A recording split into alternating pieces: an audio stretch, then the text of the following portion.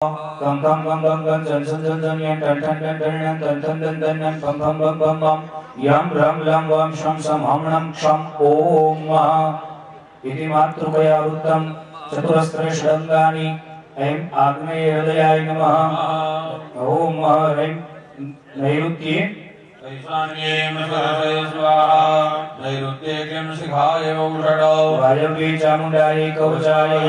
मध्ये विच्चे नेत्रत्रयाय ओम षट् ऐं ह्रीं क्लीं चामुण्डायै विच्चे चतुर्दिक्षु अस्त्राय फट्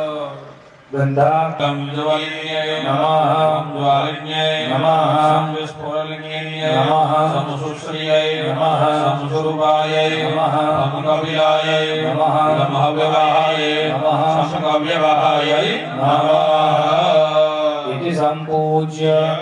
ओम इति पात्रं कलशं प्रक्षाल्य मूलेन संस्थाप्य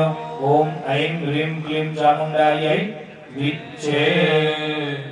सूर्यमंडलाय द्वादशकलात्मने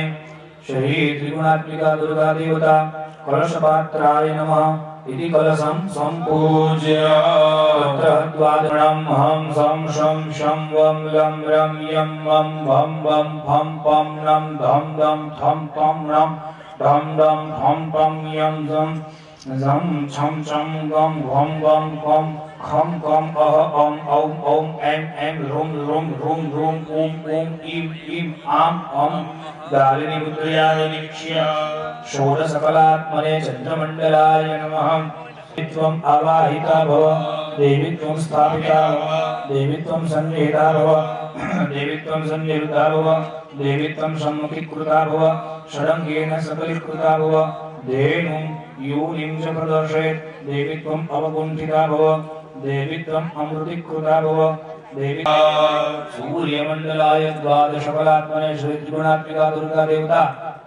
सामान्यार्घपात्राय नमः इति पात्रं सम्पूज्य फलिति संरक्ष्य दालिनी मुद्रया निरीक्ष्य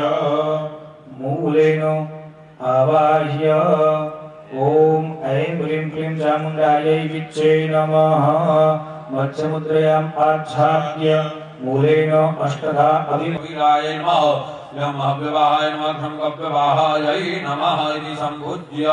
सम्पूज्य ओमिति पात्रं प्रक्षाल्य मूलेन संस्थाप्य ओम ऐं ह्रीं क्लीं चामुण्डायै विच्चे सूर्यमण्डल प्रक्षालनम् अन्यकरवे जे वस्तु पदार्थ विच्चे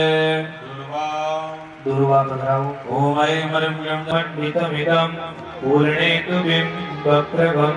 नानारत्नविशो विहेमतिलकं लोकत्रयाह्लादकं वासवनमौक्तिकलादिकामनिवृतं प्रीत्यात्महस्तेधृतं